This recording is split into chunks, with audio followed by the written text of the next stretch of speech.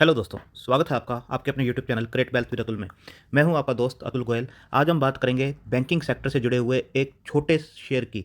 छोटा शेयर मतलब वैल्यू के अंदर 40 रुपये का शेयर है ऑलमोस्ट। और बात कर रहे हैं आईडीएफसी बैंक की, जो कि 70 रुपये के आसपास का चलता था और उसके बाद से काफ़ी प्रेशर में आया और 40 रुपये 42 रुपये के आसपास अभी ट्रेड कर रहा है। तो क्या रिस्क रिवार्ड रेशो बनता है, किस लेवल के ऊपर से खरीदना चाहिए, इतना डाउन आने के बाद कितना और ये डाउन आ सकता है, क्या इसके अंदर इन्वेस्ट करना चाहिए या ट्रेड करना चाहिए, शॉर्ट टर्म के और लॉन्ग टर्म के टारगेट्स क्या होंगे, टेक्निकल और फंडामेंटल्स कैसे हैं, मैनेजमेंट की गाइडेंस क्या है, उसके ऊपर हम बात करेंगे। उससे पहले देखते हैं निफ्टी के अंदर अभी जो है, आप देख सकते हैं एक प्रेशर बनता हुआ इस टाइम पे दिखाई दे रहा है ऊपर के लेवल से। आज अगर निफ्टी का देखेंगे तो जो डे रेंज थी वो 16,757 के आसपास का इसने हाई लगाया था और 16,747 के आसपास का लो बनता हुआ नजर आया। और अभी आप देखेंगे 16,500 के आसपास काम कर रहा है। अगर आप देखेंगे ऊपर के लेवल से जो है नीचे आता हुआ ये नजर आ रहा है। ये लाइव मार्केट में 2:12 के आसपास मैं वीडियो बना रहा हूँ, तो उस टाइम पर आप देखेंगे कि ऊपर के लेवल से करेक्ट होता हुआ नजर आ रहा है, अगेन प्रेशर में है।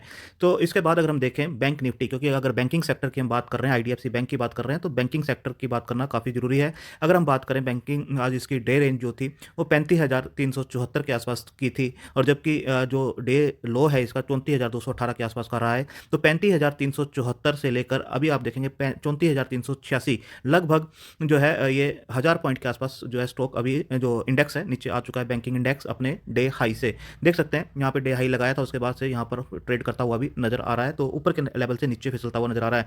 बात करते हैं अब हम आईडीएफसी बैंक के ऊपर। तो आईडीएफसी बैंक का अगर देखेंगे लाइव मार्केट के अंदर तो 0.59 के आसपास ये अभी ऊपर नजर आ रहा है। 42.3 के आसपास ये ट्रेड कर रहा है, 25 पैसे 30 पैसे के आसपास ऊपर है। अगर बात करें इसकी डे रेंज जो थी, तो डे रेंज आप देखेंगे 43.55 के आसपास थी और 42.15 के आसपास का इसका डे लो है। अगर बात करें 42.3 और 35 के आसपास अभी काम कर रहा है, ऑलमोस्ट जो है डे लो के आसपास ही काम कर रहा है। यहाँ पर आप देख सकते हैं 43.55 के आसपास ये गया था और अभी 42.3 के आसपास ये काम कर रहा है। तो बात करते हैं कैसे फंडामेंटल और टेक्निकल्स हैं। पहले टेक्निकल्स देखते हैं। तो टेक्निकली जो शेयर है, जैसे मैंने बताया, ऊपर के लेवल से काफ़ी नीचे आ चुका है। अगर आप इसकी बात करें तो ऑसिलेटर्स जो टेक्निकल को जानते हैं, तो आप देखेंगे कि जो ऑसिलेटर है, अगर हम बात करें थोड़ा सा लॉन्ग टर्म के ऊपर, इसे अगर कैलकुलेट करके देखें मंथली चार्ट के ऊपर, तो आप देखेंगे कि जो ऑसिलेटर्स हैं वो सेल की तरफ इंडिकेट कर रहे हैं, क्योंकि हम थोड़ा सा लॉन्ग टर्म का नजरिया रख रहे हैं। तो सेल की तरफ अभी इंडिकेट कर रहे हैं, नो न्यूट्रल है, जीरो बाई की तरफ इंडिकेट कर रहे हैं और दो सेल की तरफ इंडिकेट कर रहे हैं। बात करें अगर मूविंग एवरेज की, तो मूविंग एवरेज भी देखेंगे तो एक सिर्फ बाई की तरफ, एक न्यूट्रल और नो अभी सेल की तरफ इंडिकेट कर रही है। अगर बात करें हम दोनों को मिलाकर, मूविंग एवरेज को और ऑसिलेटर्स को, तो जो समरी निकल कर आती है वो आप देखेंगे कि 11 जो है सेल की तरफ इंडिकेट कर रहे हैं, 10 न्यूट्रल हैं और सिर्फ एक जो है बाई की तरफ इंडिकेट कर रहा है। तो ये जो है पूरा टेक्निकल चार्ट आप देख सकते हैं। इसके अंदर जो समरीज हैं ऑसिलेटर्स को मिलाकर, जितने भी मूविंग एवरेज हैं उसको मिलाकर, अभी 11 सेल की तरफ मंथली चार्ट के ऊपर इंडिकेट कर रही हैं, 10 न्यूट्रल हैं और एक बाई की तरफ इंडिकेट कर रही है। इसके बाद देखें कि जो बैंक है उसका जो मार्केट कैप है, देखेंगे जैसे मैंने बताया, प्राइस जरूर 40-42 रुपये के आसपास का है, बट इसका मार्केट कैप 26,207 का आसपास का है। जो प्राइस है अभी 42.2 के आसपास का है। 52 वीक हाई 68.1 और लो जो है 37.6 के आसपास है। तो अपने 32 वीक लो के आसपास शेयर ऑलरेडी पहुंच चुका है और हाई जैसे मैंने बताया लगभग 70 रुपये के आसपास से 40% के आसपास ये ऊपर से नीचे ट्रेड कर रहा है। बुक वैल्यू देखेंगे 28.6 के आसपास की है। अगर आप देखें ROCE और ROE, तो दोनों ही देखेंगे 6.24 और 2.64 के आसपास की है। तो बहुत ज़्यादा इंप्रेसिव नहीं कह सकते, बट स्टिल ये इंप्रूव हो रही है। अगर हम बात करें प्राइस टू बुक वैल्यू की, तो ये 1.49 के आसपास ट्रेड कर रहा है, तो बहुत ज़्यादा कॉस्टली इसे नहीं कह सकते हैं, ठीक ठाक ये अभी काम करता हुआ नजर आ रहा है। इसके बाद देखें दो शेयर है अपने 200 डीएमए और 50 डीएमए दोनों से नीचे काम कर रहा है। जैसे मैंने बताया 42.2 के आसपास अभी करंट प्राइस है। 50 डीएमए देखेंगे 45 के आसपास का है और 200 डीएमए जो है 47 के आसपास ये काम था इसका, जो 200 डीएमए, तो दोनों से ही नीचे काम करता हुआ नजर आ रहा है। तो एक वीकनेस जरूर इस चार्ट जो है चार्ट में बनी हुई है। अगर हम बात करें दिसंबर 2021 के क्वार्टर्स की, तो रिजल्ट्स किस टाइप के थे वो देखेंगे, तो आप देखेंगे कि यहाँ पर जो है रिजल्ट्स इंप्रूव होते हुए नजर आ रहे हैं। 152 करोड़ से 281 करोड़ के आसपास ये पहुंचे हैं। उससे पिछले क्वार्टर में इन्होंने माइनस में रिजल्ट्स दिए थे 630 करोड़ के आसपास। तो पिछले दो क्वार्टर जो है एक अच्छे आते हुए नजर आए हैं। तो बैंक की अगर हम बात कर रहे हैं तो ग्रोस जीएनपीए और नेट एनपीए, तो दोनों की ही बात करना काफ़ी जरूरी है। तो आप यहाँ से देखेंगे कि जो 4% के आसपास के इनके ग्रोस एनपीए रहते थे वो अब 4% से नीचे हैं, 3.96 के आसपास हैं। नेट एनपीए भी देखेंगे 2%, 2.32 के आसपास जो रहते थे वो 1.74 के आसपास हैं। तो आप देखेंगे यहाँ पे इस क्वार्टर के अंदर ये दोनों ही इंप्रूव होते हुए नजर आ रहे हैं, यानी एसेट क्वालिटी इंप्रूव होते हुए नजर आ रही है। इसके बाद अगर हम बात करें जो शेयर होल्डिंग पैटर्न है वो आप देखेंगे तो प्रोमोटर की होल्डिंग 36.51 के आसपास की है, एफआईए की होल्डिंग 14.77, डीआई की 10.37 और गवर्नमेंट की 4.21 के आसपास, और पब्लिक के पास 34.15 के आसपास का स्टेक इसके अंदर है। अगर पब्लिक के अंदर देखें तो 7.59 जरूर एक स्ट्रॉन्ग हाथों में है, बाकी जो है 27-28% जो है पब्लिक के आसपास के हाथों में है। तो आप देखेंगे प्रमोटर की होल्डिंग जो है पिछले 3-4 क्वार्टर से फिर भी स्टेबल है, और एफआई का जो माल बिक रहा है वो भी देखेंगे इस बैंक के अंदर 14.76 14.77 के आसपास बना हुआ है। तो एक स्टेबिलिटी है एफआई की तरफ से, और डीआई की तरफ से थोड़ा सा माल को इंक्रीज किया गया है, और पब्लिक के पास जो है स्टेक 34% के आसपास का है। अगर इसके बाद बात करें एंट्री पॉइंट की, तो इस पॉइंट पे बताया गया है कि ये अच्छा पॉइंट है 42 रुपीज़ के आसपास का, बट हम चार्ट के ऊपर डिस्कस करेंगे कि लोएस्ट लेवल क्या बनता है, क्योंकि किसी भी शेयर के फंडामेंटल्स अगर अच्छे हैं तो उसके अंदर एंट्री पॉइंट मेन मैटर करता है कि हमें कहाँ पर एंट्री लेनी है ताकि हमें ज़्यादा से ज़्यादा रिवार्ड मिल सके। कोई भी इस बैंक के ऊपर ऐसा रेड फ्लैग नहीं है कि ये डिफॉल्ट करेगा जो कोई एएसएम या जीएसएम लिस्ट के अंदर नहीं है। तो ये भी एक अच्छी चीज़ है कि एंट्री पॉइंट अच्छा है और रेड फ्लैग्स इसके ऊपर कोई भी नजर नहीं आता। इसके बाद हम देखेंगे जो इसके ऊपर एक हैंगओवर बना हुआ था वो था आईडीएफसी बैंक का आईडीएफसी लिमिटेड के साथ मर्जर, जो कि अब पुश होता हुआ नजर आ रहा है फाइनेंशियल ईयर 24 के आसपास, क्योंकि इसके अंदर बताया गया है कि जो इनका एएमसी बिजनेस है वो अभी अलग से जातों से अलग किया जाएगा, या फिर आने वाले टाइम में उसे यूटीआई जो एएमसी है उसे बेचा जाएगा। तो उसके बाद जो है ये फॉर्मेलिटीज़ पूरी होने के बाद आप देख सकते हैं जो इनका एएमसी बिजनेस है उसे यूटीआई एएमसी को बेचा जाएगा।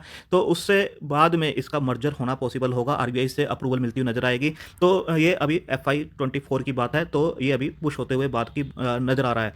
इसके बाद अगर देखेंगे जो चीफ हैं आईडीएफसी बैंक के, तो उनका जो इंटरव्यू हुआ है वो कह रहे हैं कि आने वाले क्वार्टर्स अब जो है अच्छे होते हुए नजर आएंगे, क्योंकि उन्होंने काफ़ी अच्छे इसके अंदर पिछले 3 साल में जो एक बेस बनाना था वो बेस बन चुका है। तो आप यहाँ पर देख सकते हैं जो बेस था कासा का, जो वेरी स्ट्रॉन्ग कासा यानी current account saving accounts percentage जो है बैंक की बहुत अच्छी है, और पिछले 3 साल में काफ़ी अच्छा फाउंडेशन इसके अंदर बन चुका है। इसके बाद अगर बात करें तो जो प्रॉफिट्स थे वो ऑलमोस्ट डबल हो चुके हैं लास्ट 3 ईयर्स के अंदर। 2018-19 से कंपेयर करें तो जो 279 करोड़ के प्रॉफिट्स थे वो अब 650 करोड़ के आसपास के प्रॉफिट्स दिखाई दे रहे हैं। तो पिछले 3 साल में जो है 100% के आसपास की ग्रोथ इसके अंदर दिखाई दे रही है।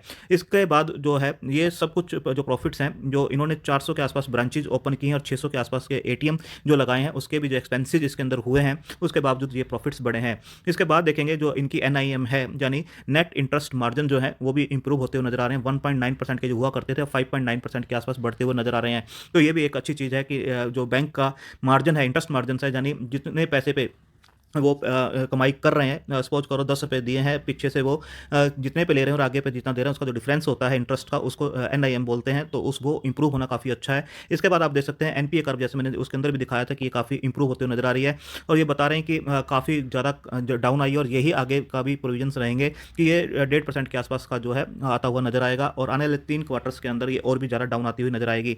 अगर बात करें जो इनके लेगेसी एसेट्स जो स्ट्रेस थी वोडाफोन आइडिया की, तो बता रहे हैं कि उसके प्रोविजंस किए गए हैं। एसेट क्वालिटी अब जो है कंसर्न्स नहीं रहेगी आने वाले टाइम में, और 27,000 करोड़ का जो पूरा लेगेसी लायबिलिटीज थी 8.7% के आसपास बनती है, तो उसको भी ये हैंडल करते हुए नजर आएंगे।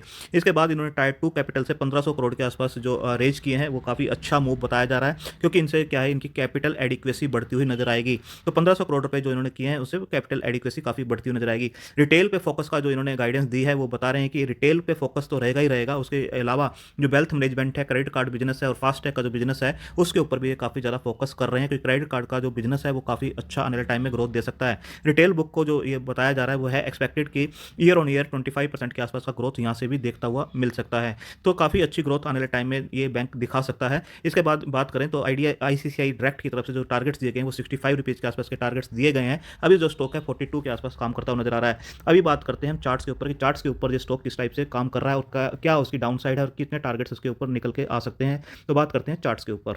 ये मैंने वनडे का चार्ट यहाँ पर लगा रखा है। आईडीएफसी फर्स्ट का आप देखेंगे आरएसआई जो है 44.67 के आसपास अभी काम करती हुई नजर आ रही है, जबकि ये 20 तक भी फिसलती हुई नजर आई थी, अब थोड़ी सी ऊपर आई है। तो आप देखेंगे एक यहाँ पर बेस बनता हुआ जरूर नजर आया था 38 के आसपास, 36-38 के आसपास एक बेस बनता हुआ नजर आया था, वहाँ से बाउंस बैक किया है।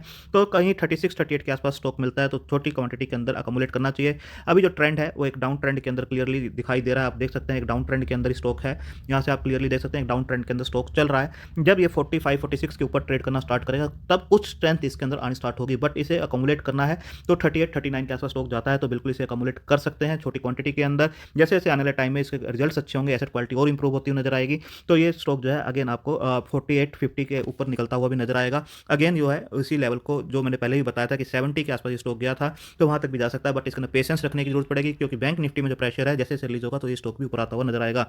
इसके बाद देख सकते हैं जो कोविड टाइम में अगर हम वीकली चार्ट के ऊपर बात करें तो जो इसका लाइफ टाइम हाई है वो आप देखेंगे तो इससे पहले भी आपको दिखाई देगा लगभग 80 रुपीज़ के आसपास का लाइफ टाइम हाई है जो कि 2016 के अंदर इसने बनाया था 83.4 के आसपास। अभी उस लेवल को इसने टच नहीं किया है, यहाँ पर ये 70 तक जरूर गया था बट वहाँ से फिर वीकनेस आती हुई नजर आई वोडाफोन आइडिया की वजह से, और ये स्टॉक जो है 42 के आसपास मिल रहा है। कहीं पर भी आपको 38-39 के आसपास मिलता है तो बिल्कुल आपको छोटी क्वांटिटी के अंदर अकोमुलेट करना है और धीरे धीरे से अकोमुलेट करते रहिए। आने वाले टाइम में अच्छे रिटर्न्स निकाल के ये स्टॉक बिल्कुल दे सकता है, क्योंकि जब ये स्टॉक भागना स्टार्ट होता है तो हाई बीटा स्टॉक है। तो आप देख सकते हैं यहाँ पर जो है कोविड टाइम पर भी 17-18 रुपये के आसपास पहुंच गया था 23 मार्च 2020 को। उसके बाद अच्छी रैली इसने दिखाई और 70 रुपीज़ तक भी टच किए इसने, यानी स्टॉक जो है 3-4 गुना हो गया था।